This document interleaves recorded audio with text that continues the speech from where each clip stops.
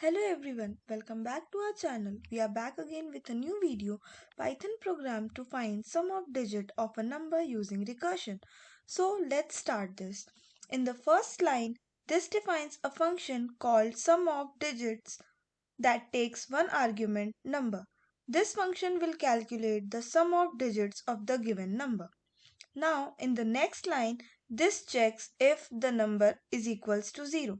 If number is equals to 0, the function returns 0 because the sum of the digits of 0 is obviously 0. This serves as the base case for the recursion to stop. In the next step, this is the recursive part of the function. Here, number %10 gives the last digit of the number and number divided by 10 removes the last digit from the number. The function adds the last digit to the sum of the digit of the remaining number, which is computed by the calling function. This process repeats recursively until number is equals to 0, at which point it returns 0. Now, in the next line, this line prompts the user to enter a number.